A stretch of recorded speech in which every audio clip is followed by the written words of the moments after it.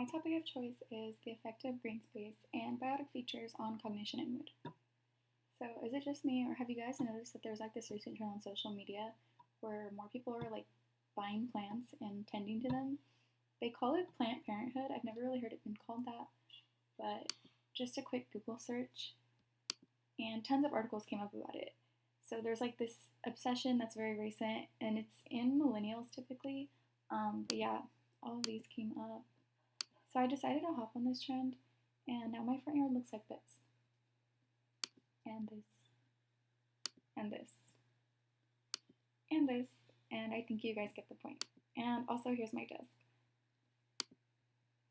So I wanted to see if owning and maintaining plants actually had any scientific effect on mood and cognition, rather than just being a belief that falls into a pseudoscience. So my built environments include the following. First, being real and tangible green space. My second built environment is biotic features in one's living and working area, for example, the plants that I keep on my desk.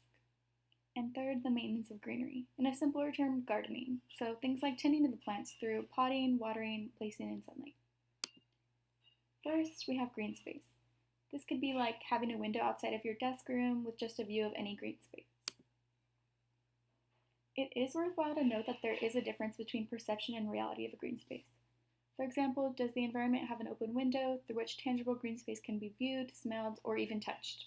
Or does the environment have things that elicit the feeling of being surrounded by a green space, such as a portrait, a candle with a nature-like scent, or artificial greenery? There may be a difference in cognition relationships dependent on the green space if it is artificially made or real. Second, we have biotic features in one's living and working area. In this instance, let's refer to houseplants and other greenery.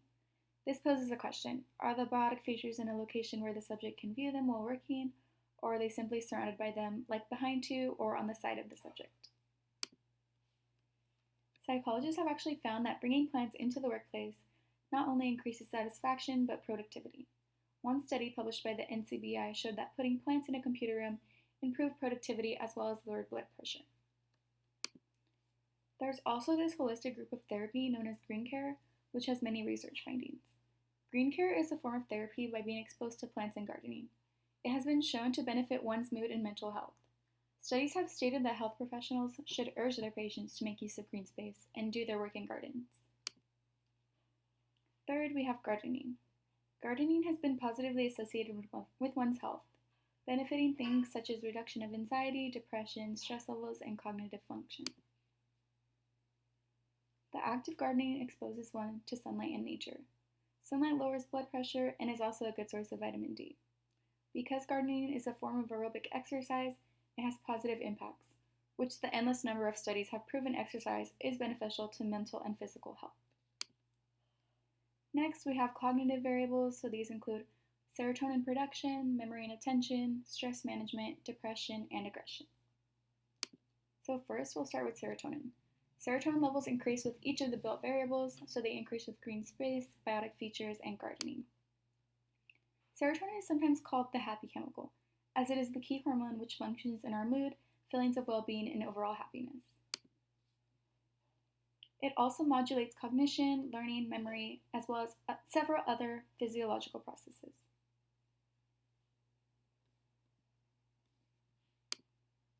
Next, we move on to cognitive variable memory and attention. Increased memory and attention is associated with keeping biotic features in the living and work spaces.